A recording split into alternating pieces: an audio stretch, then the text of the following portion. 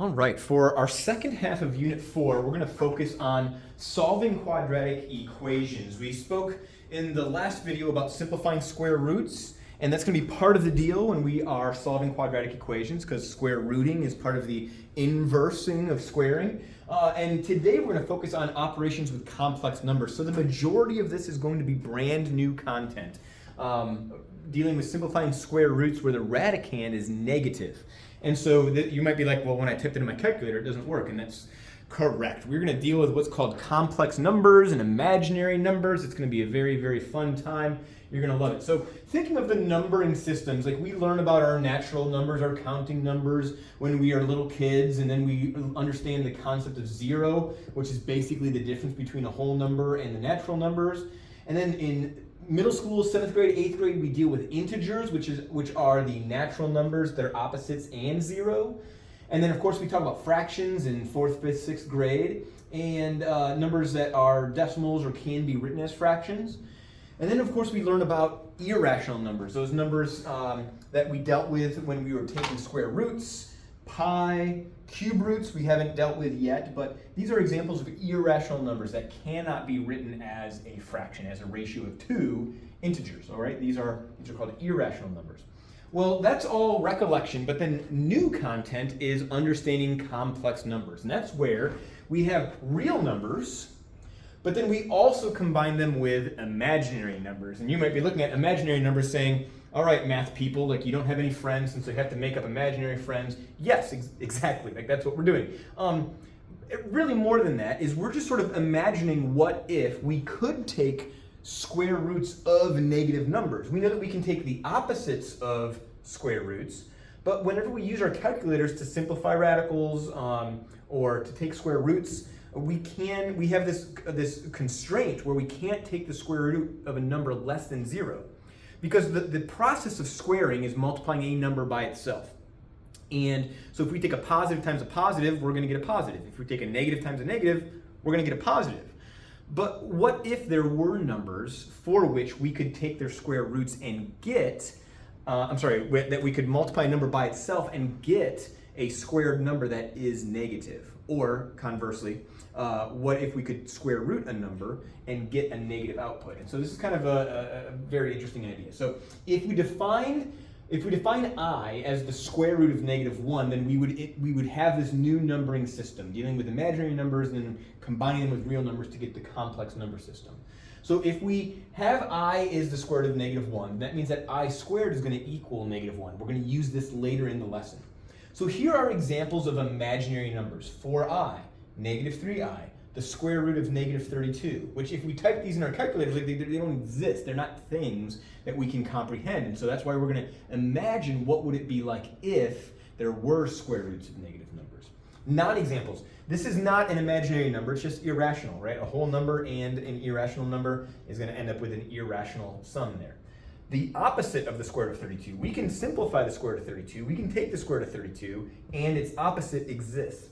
The square root of 13 is irrational, but it is not imaginary. And so trying to get this vocabulary straight, I think, is maybe a little bit helpful. So what we have here is the square root of -12. So for example 1 here, we're going to write that as the square root of -1, or I, times the square root of 12. Really what we're going to do here is we're going to define the square root of a negative number as I times the square root of the opposite of that negative radicand, all right? And so here, we would write it as I, and then of course do all the simplifying that we've done for the last couple class meetings, and get I times the square root of 4 times the square root of 3, or 2I times the square root of 3. Here with 76, we're gonna have I times the square root of 76, and then we want to fiddle with that and say, is 76 divisible by 4? It is divisible by 4. It's going to be 4 times 19.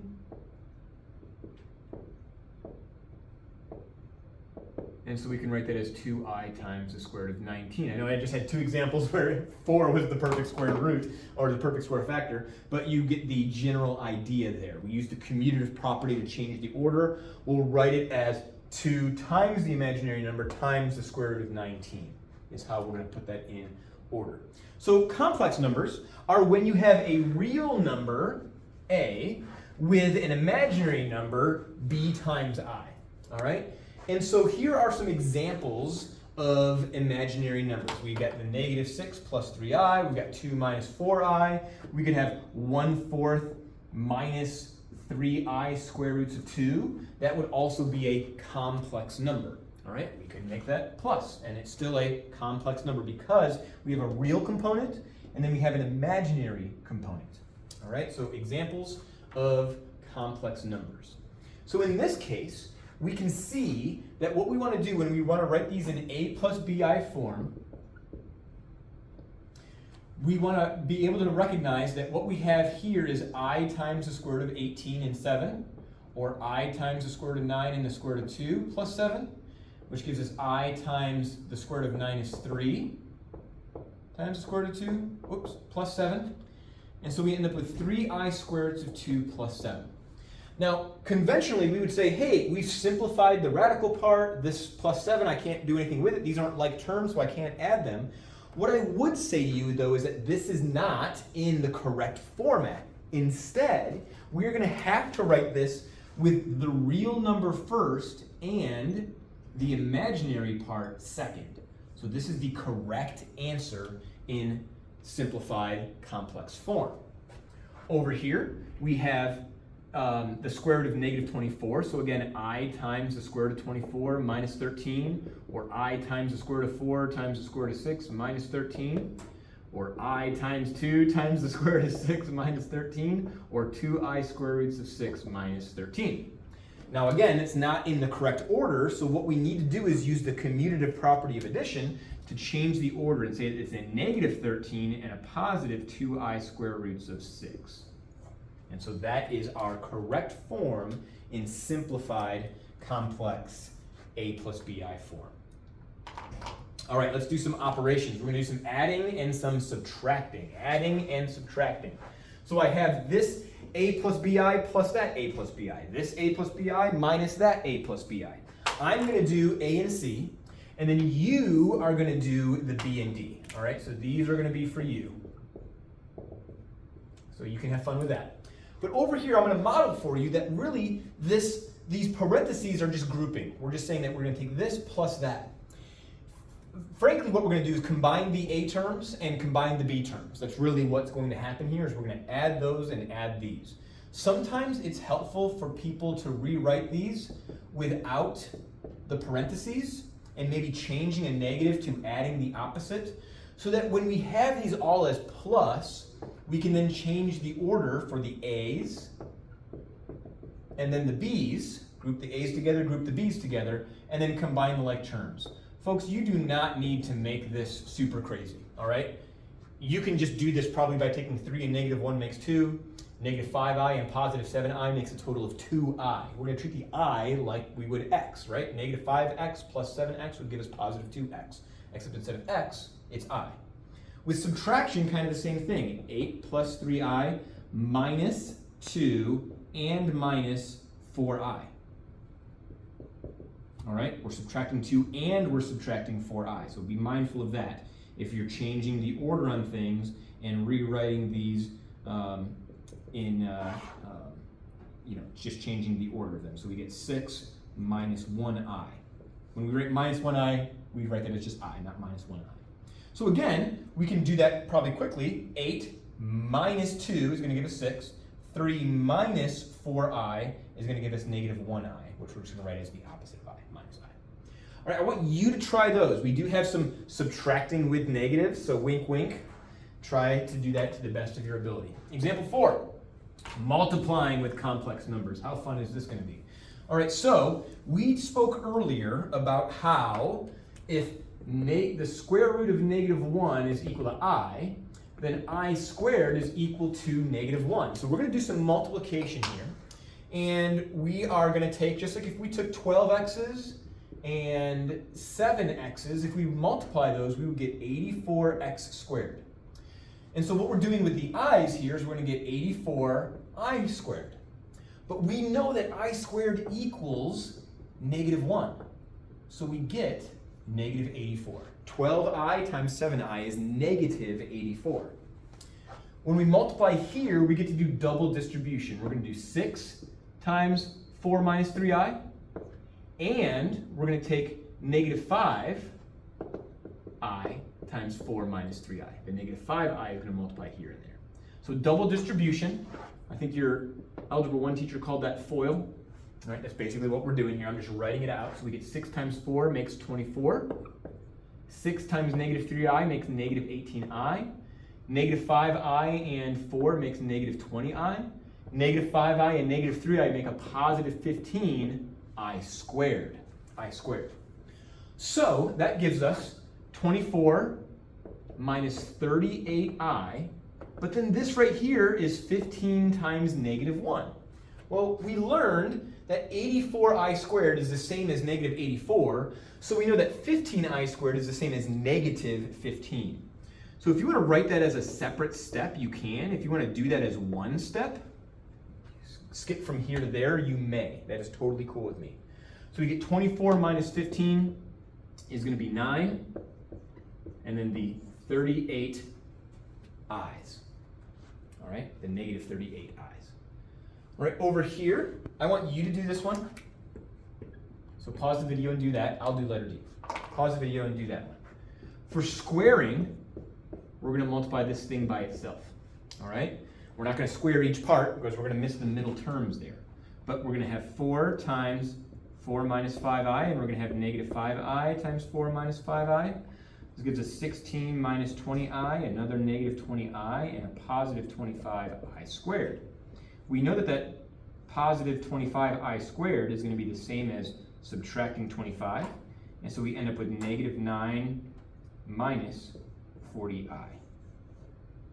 All right? Use your calculator to help with any of that multiplying of those coefficients or adding of those positive and negative numbers. It may be useful to you.